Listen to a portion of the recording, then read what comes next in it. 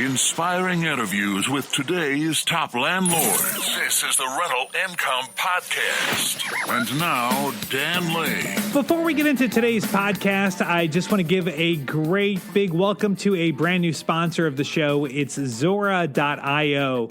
Zora is a really great site. If you're a landlord, you really need to check this website out. They have all kinds of really neat tools. One of the things that they'll do is they will help you manage all of your listings with just one click on all of the major listing sites like Craigslist, Trulia, Zillow, and HotPads. They have an online application that your applicants can use. And what I think is really the neatest thing is they have a thing called Z-Score that'll help you screen your tenants. It looks at more than just a person's credit score because, as you know, there's a lot of mistakes on credit reports. But they actually look at a person's ability to pay.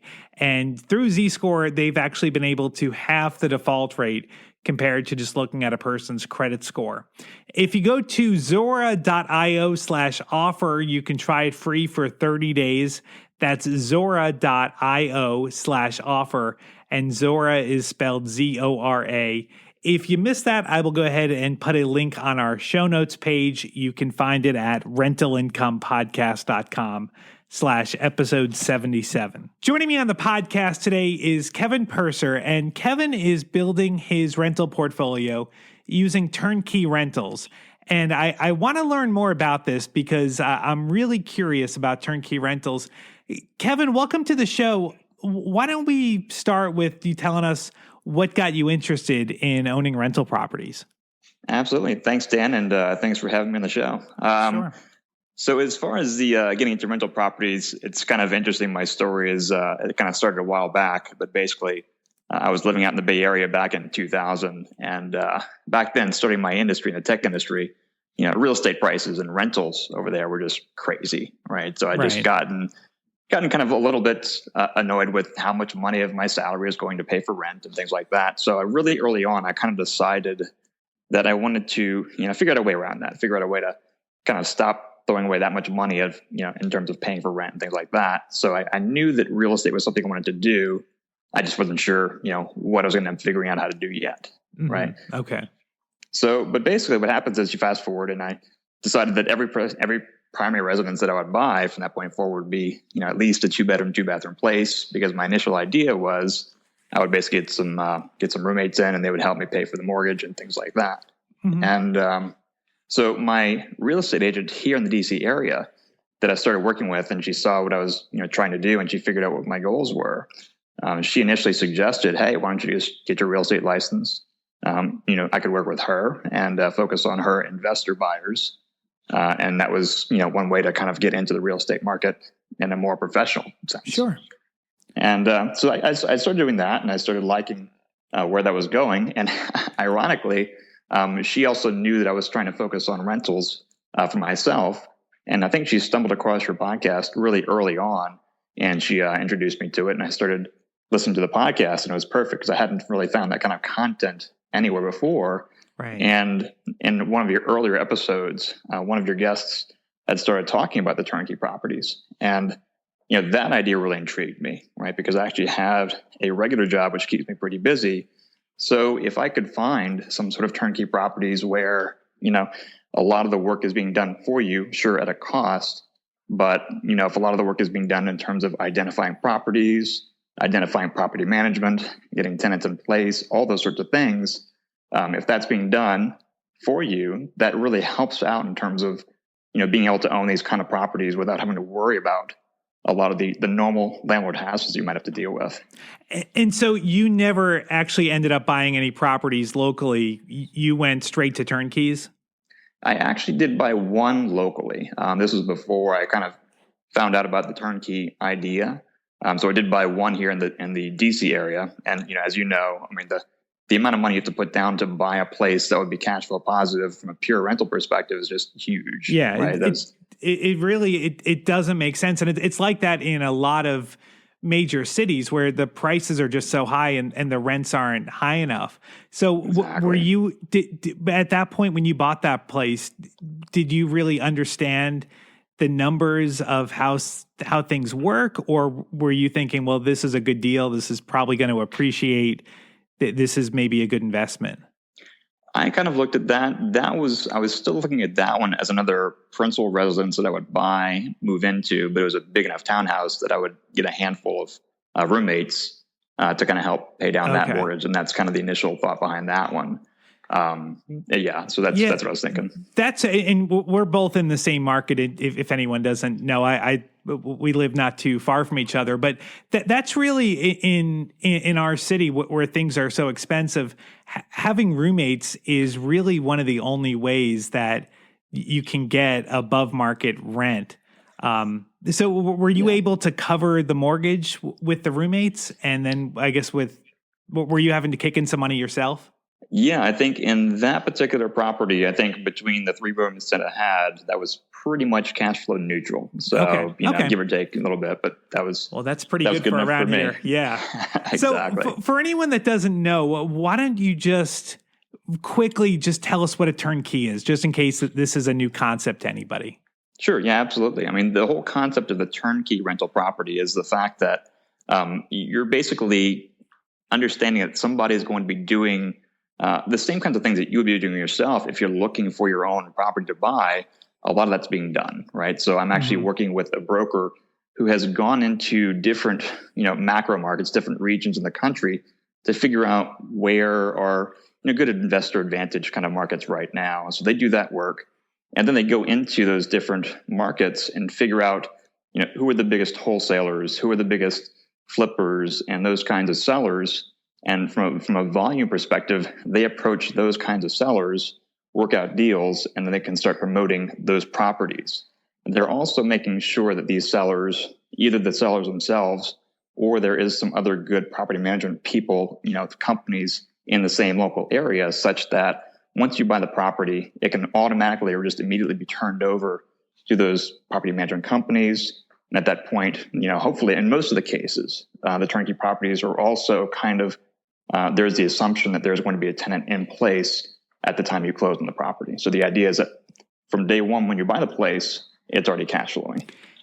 And that's really a great business. I really admire the turnkey companies in the businesses that they've built, because they're basically house flippers, but instead of fixing up a house and selling it to a retail buyer that's going to buy one house, they are fixing up foreclosures that they can sell to investors that are going to be buying multiple properties over and over and over again. So it's almost, I think, a more interesting model. But the one thing that I guess I kind of have a love-hate relationship with turnkeys. I think it's great that you buy a place and you've got cash flow on day one. You've got a tenant in place, but I feel like you're probably paying market value for the house. You're not getting as much of a discount as if you had gone and found the wholesaler yourself and bought the property.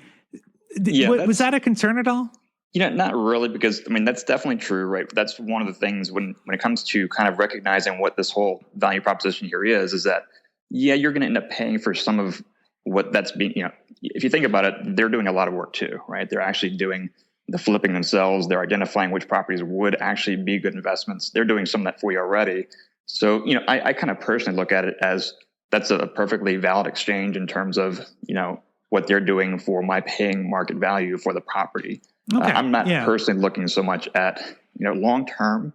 For me, it's more of a cash flow kind of a proposition versus a capital appreciation kind of a game. Right. Yeah. Like most of these turnkey rental markets where these houses are, they're not going to appreciate as much as, say, where we are in the DC area. These markets are more stable, where your properties probably aren't going to go down in value, but they're probably not going to go up too much either. It's kind of steady, and the cash flow is incredible, right? You can get a much better cash flow than you're getting in basically any other place in the country. Would you say that? Okay. Absolutely. If you just look at, if you think about it from a ratio perspective, some of these markets that I'm looking at, they tend to have typically a 1% return in terms of, how much, the actual purchase price of a property to the actual rental income you would generate per year. Right. So, and at least 1% is pretty good. And you really can't do that here. That's something else, because I'm sure there's people that are listening to this show right now thinking, 1%, I can get 2% in my market or 3%. So what would you say to someone like that maybe is lucky enough to live in one of those areas where every property cash flows and every property is kind of a no-brainer?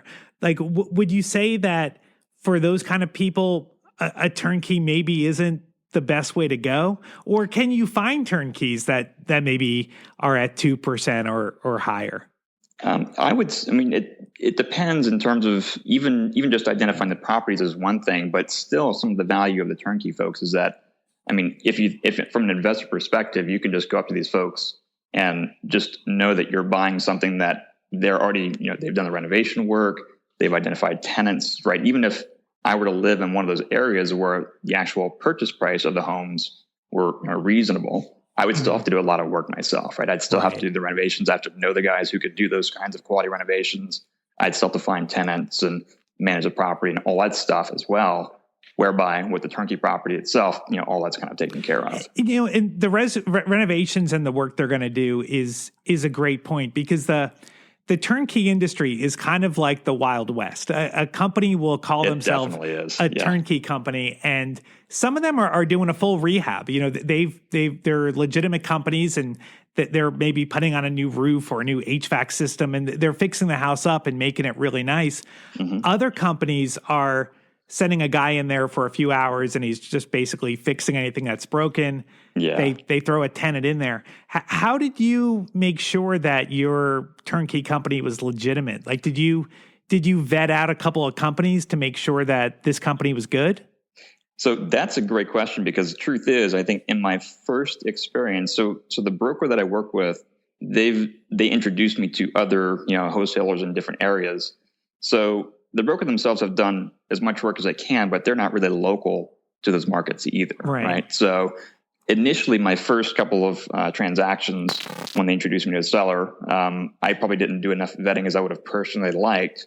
Not to say that the actual assets that I did acquire from those guys were bad, but just the experience wasn't quite what I was expecting. Right? I think the quality of the actual property itself, I personally would never live in it, but even still, from a rental perspective, looking back on it, I could have gone either way, whether I should have purchased it or not. Okay.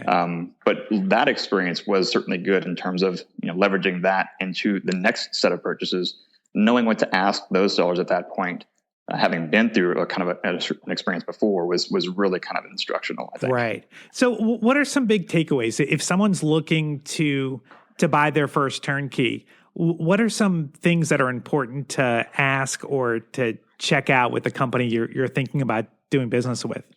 Yeah, I think, first of all, I think one of the things is just to recognize that, the process to acquire property, whether it's a turnkey, whether it's your principal residence, whatever it is, right? The process is still pretty similar either way, right? A lot of people don't like rental real estate or turnkeys or whatever because there's that emotional kind of a difference. Mm-hmm. They think that they're not going to live in it, or it's far away, or for whatever reason, they feel like it's different. But the truth is the process is still pretty similar, right? You're still going to review the purchase contracts from the seller. You're still going to get a home inspection, right? If you're doing, lending, you're still going to get an appraisal. All those sorts of things are still pretty similar to the process of a regular home purchase, right? Yeah, a home inspection, I think, is really kind of an important thing to do. Wouldn't you say that? Absolutely. You definitely don't want to take their word that everything is good. Absolutely. Especially make sure that you find your own home appraiser, right?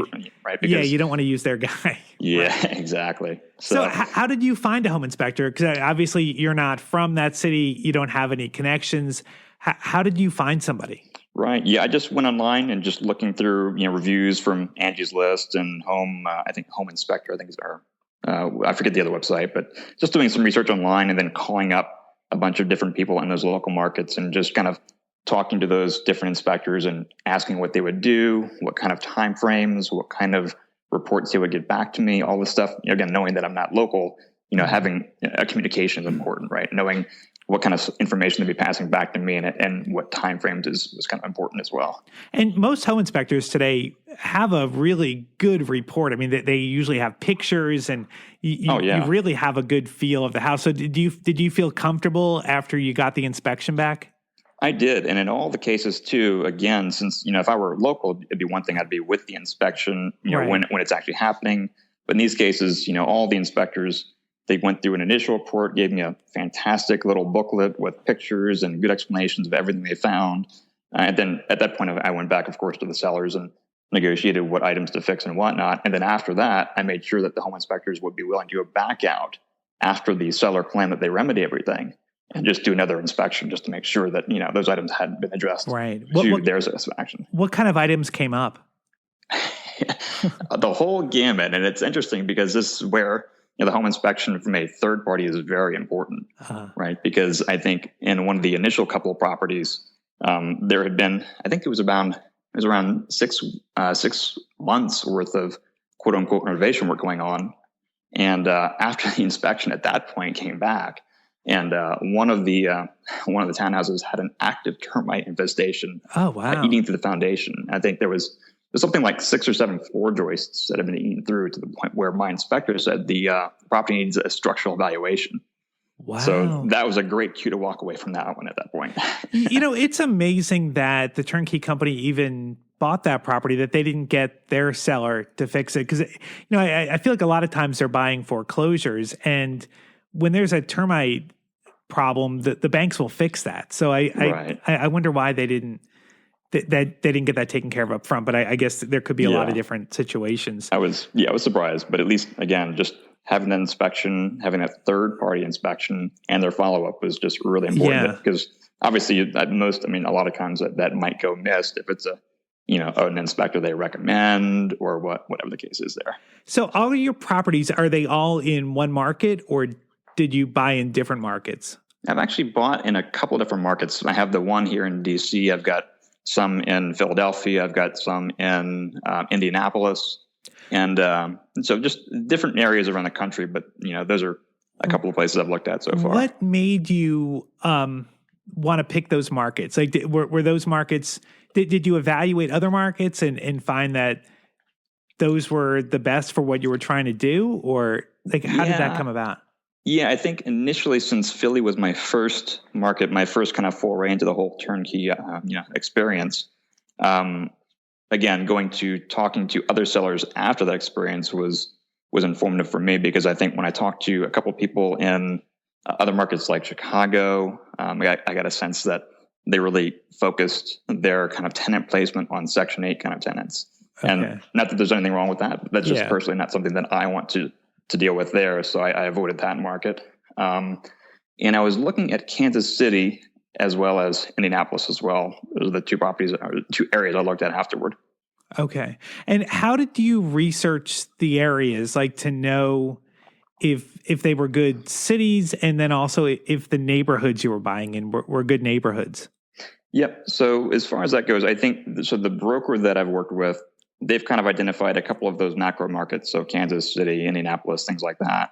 And then from that point, it's just going online and doing a lot of research wherever I can on, city data and those kinds of websites to give me some of that, job kind of information, school information, those sorts of things. Okay. And certainly when you get once you actually get into a purchase contract on one of these properties, you have the full address of the property, of course, so you can look up, specifically what street it's on, what school district that property would be in, all those sorts of things as well. Okay. And I know some of the less reputable turnkey companies will just throw any tenant in there just so that they have someone in there and they can tell you it's cash flowing. Did you get good tenants and were you able to check them out at all? Or did you get any information on them before you closed? That's a good question. I actually have not. And this is one of those things that, admittedly, I'm kind of still early on in the turnkey experience myself, right? So that's one of the things I still don't have a lot of, personal gut feel one way or the other. Okay. They all did say that I could look at the lease application from the tenant if I wanted to. I think for whatever reason it didn't happen. I just didn't take a look at them. Okay. But everything's worked out though. You haven't had any late rents or you haven't had any problems with your tenants yet? No, not really. Just a couple of minor maintenance issues, but that's to be expected. So awesome. Nothing major. I love it. Well, Kevin, thank you so much for coming on the show. I learned a lot about turnkeys today and I feel good about it. And this actually may be something that I would consider doing at some point. So thank you so much for listening. My name is Dan Lane, and this has been the Rental Income Podcast.